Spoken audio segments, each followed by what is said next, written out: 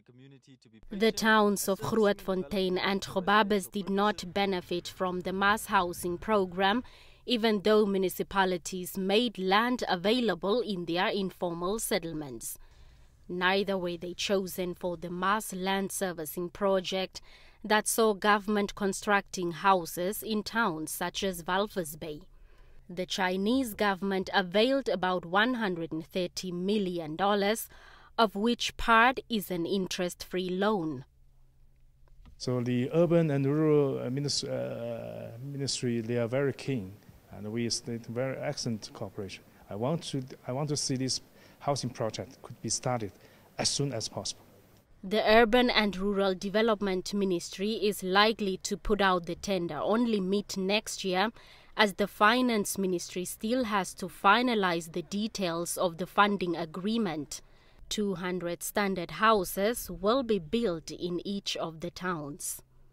On our side, I think as far as construction is concerned, once we get those modalities for the movement of the money and the terms and those sorted out between Treasury and the Chinese side, we are good to go.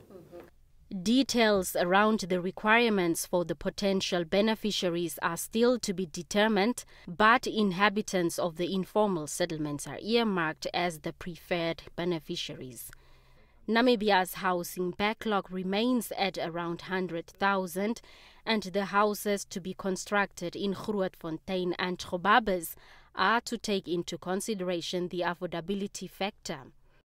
A number of social and credit-linked houses built under the mass housing program today remain unoccupied due to this, something that government has learned from and hopes to avoid in future.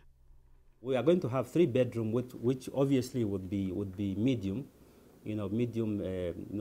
middle income. But then we also want to make sure that as part of that, we also include a number of the low income. So from our configuration, we are looking at about 80 of those houses will be for the middle income, and then the rest, I think it should be 60, that is 120.